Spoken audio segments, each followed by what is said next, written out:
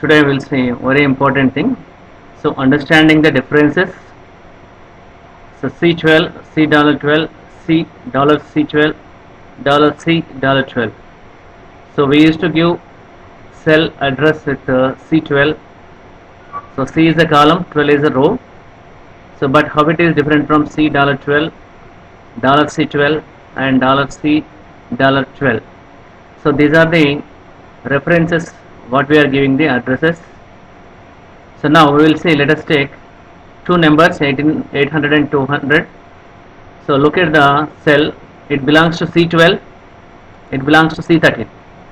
So now let us multiply the two numbers from cells C12 and C13.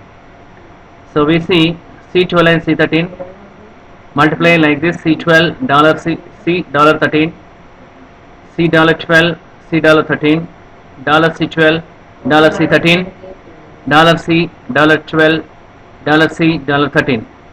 So first one is column, is row, column row.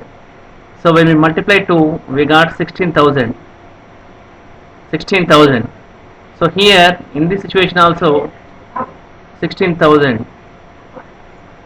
So it is 1,60,000, 1,60,000. Okay. So in this case also 1,60,000.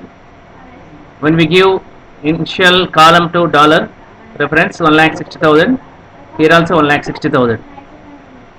So now when we make a copy of this one and paste here, what happened? It becomes 0. Same thing when we copy here and paste it is also becoming 0. When we take the C$12, C$13 and make a copy and paste here, it is becoming the same. So the values are same here, 1,60,000, 1,60,000.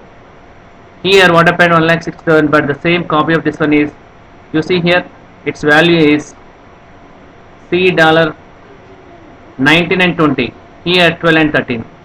So here also 0, whereas copy of this one is, here it is copied same, C12 and C13 same. So now here is 0, here is 0, but here is same value, here is 0, here is same value. But when we take the copy of this one and paste somewhere, it is becoming, there is no reference, the column number is changed here.